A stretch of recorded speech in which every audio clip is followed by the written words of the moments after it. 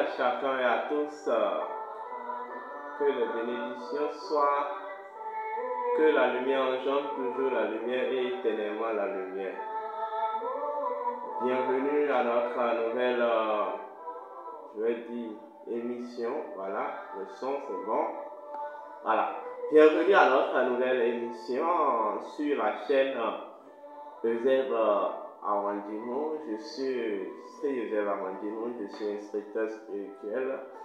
Je suis métaphysicien. Alors, je salue toute la hiérarchie spirituelle, je salue tous les 4 éléments, je salue les forces, les esprits, les entités, voilà, qui sont présents dans ce cycle vie-lumière. Et le thème de notre présente émission s'intitule La métaphysique et la symbolique de la gémellité cosmique, partie 1. La métaphysique et la symbolique de la gémellité cosmique, partie 1. Pour commencer, je vénère toute la cosmogonie. Je vénère le mana cosmique. Et je vénère le principe de la gémellité cosmique. Et je dis que les bénédictions soient. Je vénère le bien-aimé Seigneur de la mort, Yamaduda. Je vénère le bien-aimé Seigneur de la vie, Nada Kaya. Et je dis Abba et Kajet, Abba. Vous savez, s'il y a une seule chose qui a été toujours et qui reste être, c'est un type de français que j'ai parlé à destin, je dis bien. S'il y a une seule chose qui est, qui était et qui reste, qui restera être, ou qui restera être, ou qui demeurera, c'est la connaissance. Oui, toujours la connaissance.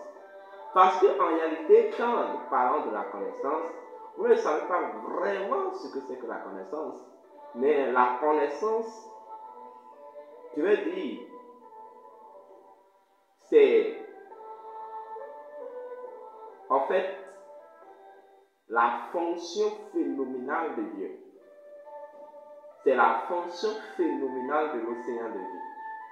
Et comme le dit le mot connaissance, conscience, naissance, c'est la conscience qui renaît, vous voyez, de sa vérité.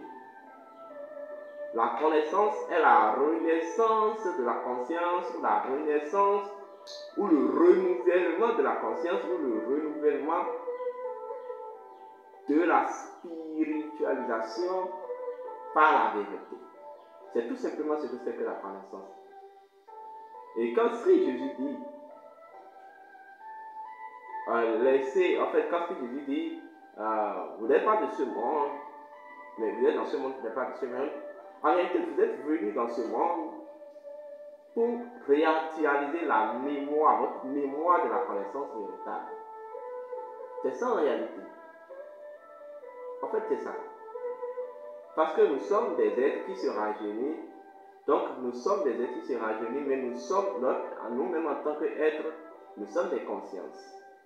Donc, la conscience, ce mécanisme cosmique universel qui permet le renouvellement de notre conscience, le renouvellement de notre spiritualisation par la vérité. Voilà le passage que Jésus disait dans la Bible des chrétiens, vous connaîtrez la vérité vous affranchira. Seule la vérité affranchit, seule la vérité renouvelle la spiritualité. Voilà. Donc, cette connaissance, mais quel type de connaissance? La connaissance spirituelle authentique, nous allons encore l'utiliser. Oui, pour expliquer certaines choses. Parce que dans beaucoup de traditions, vous allez entendre parler d'une chose, les jumeaux.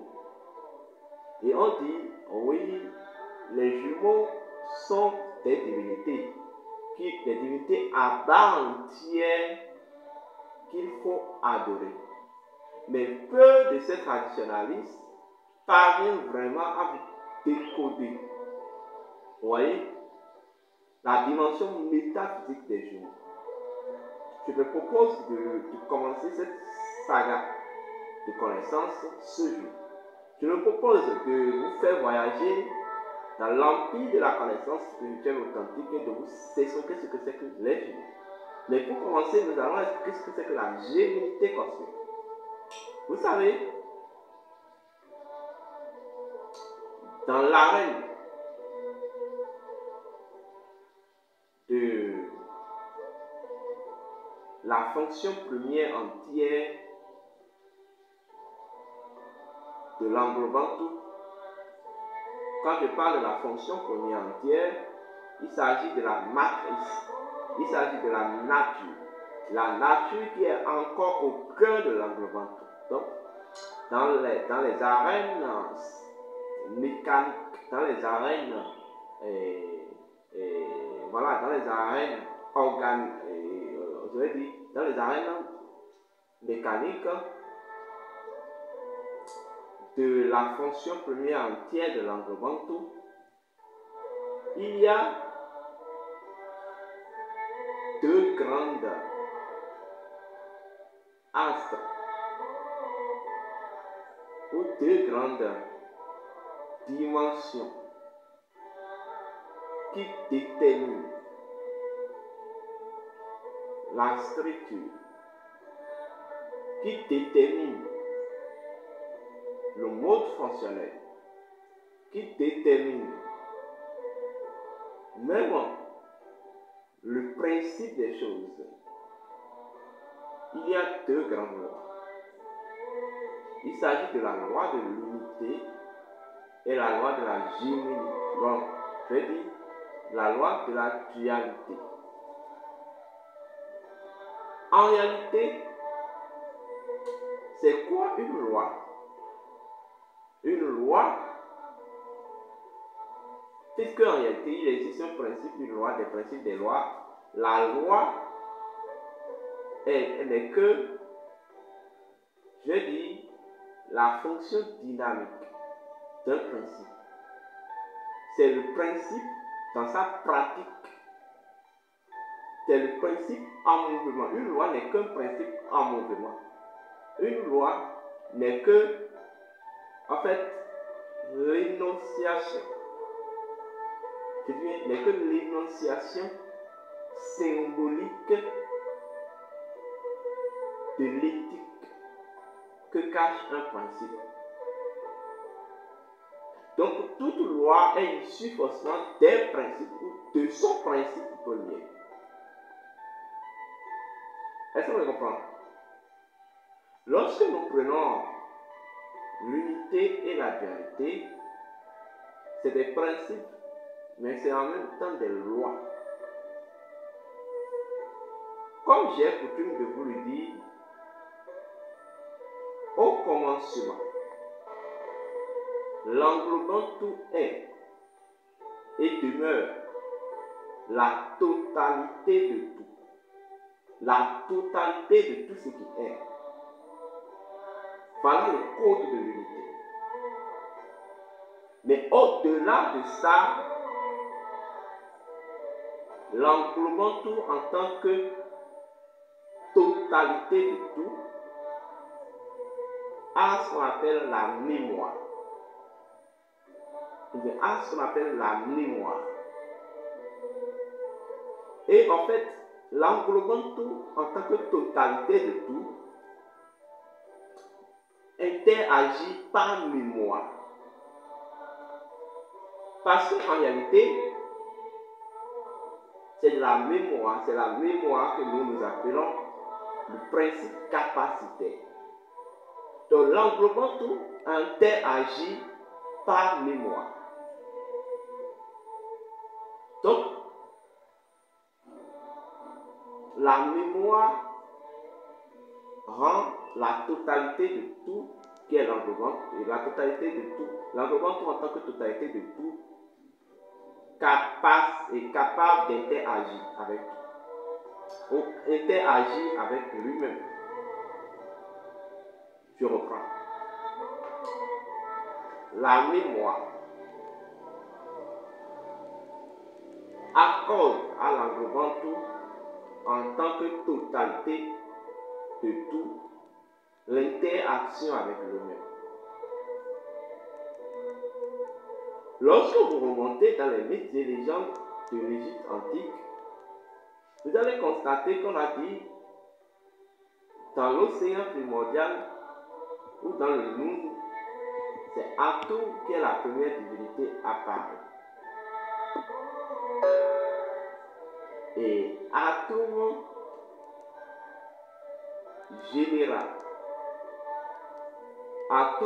généra Chou et Teflot. En réalité, l'unité est en fait le lien. C'est le lien principal. C'est la clé fonctionnelle entre la totalité de tout et la mémoire de tout. C'est ça en réalité.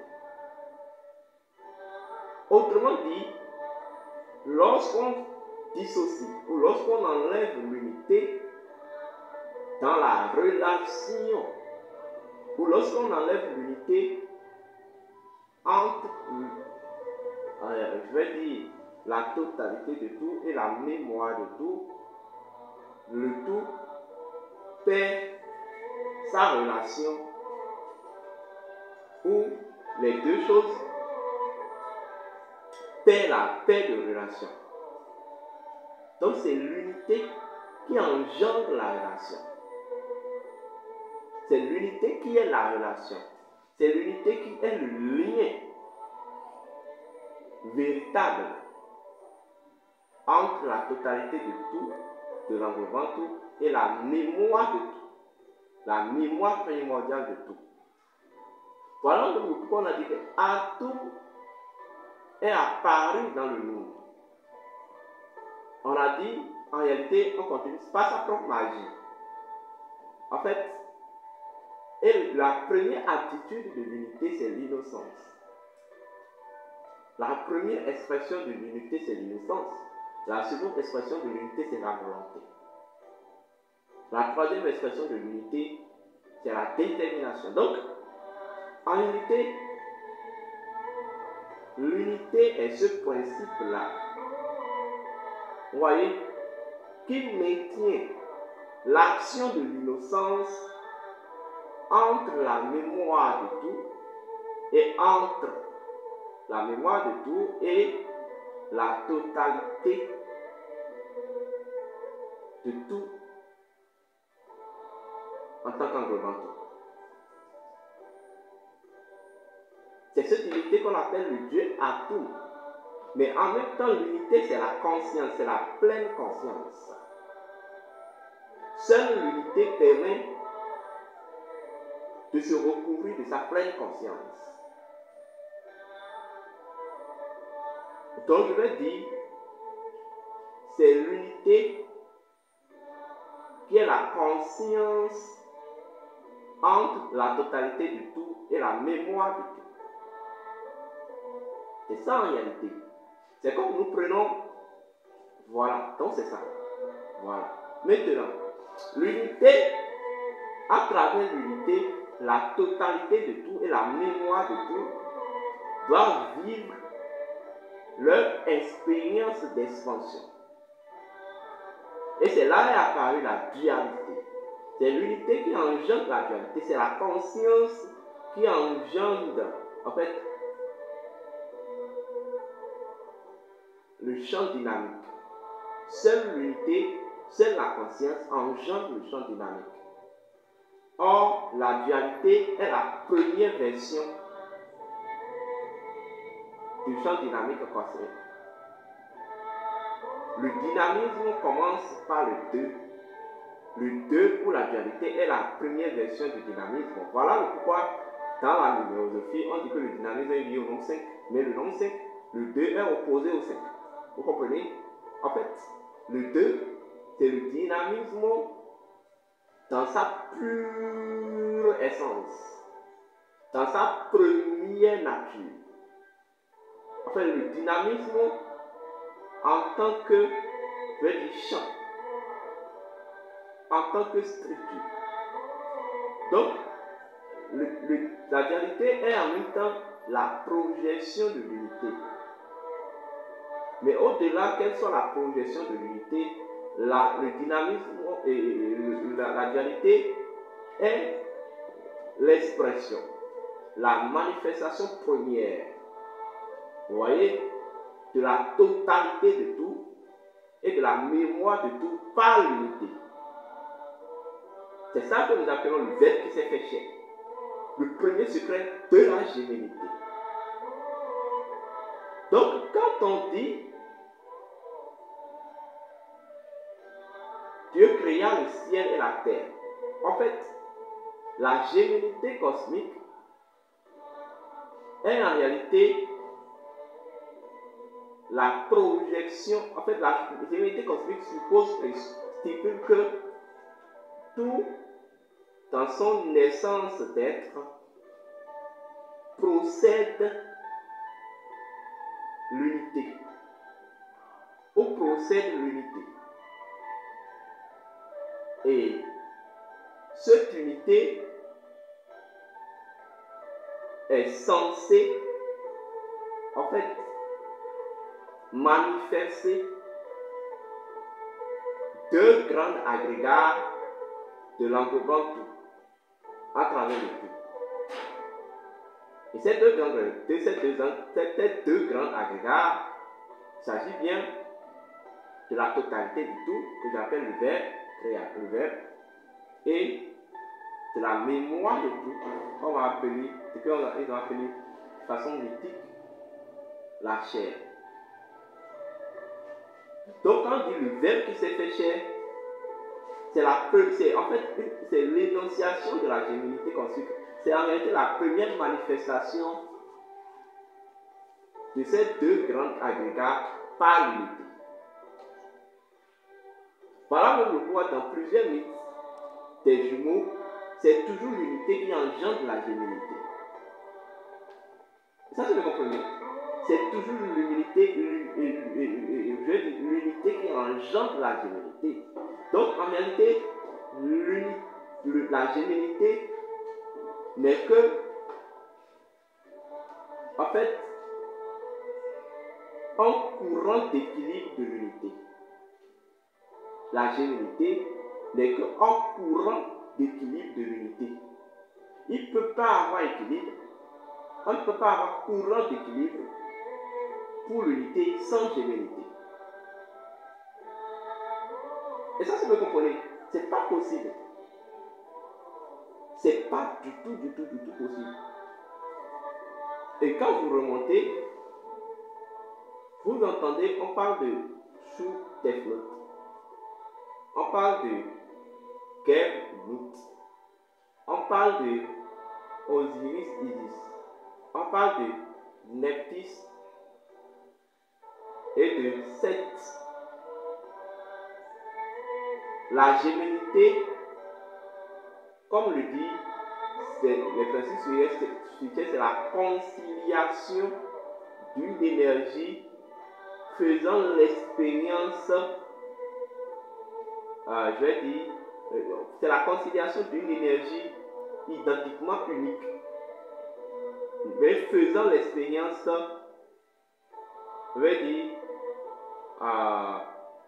d'un champ de sexualité, ou faisant l'expérience d'une sexualité, ou faisant l'expérience de la sexualité, ou bien c'est en fait la conciliation de l'unité, c'est la conciliation de l'énergie ou d'une énergie, vous voyez, identiquement une, faisant l'expérience d'une et unique, ou faisant l'expérience de la sexualité ou de l'activité sexuelle. Vous comprenez? Vous comprenez ce que je dis? Donc quand on parle de la gémellité, la première des choses qui ressort, c'est la sexualité. Est-ce qu'on me comprend? C'est la sexualité. Parce que, en fait, c'est pas la sexualité qui peut avoir généralité, qui peut avoir, comme c'est la sexualité, c'est pas la sexualité qu'on peut générer.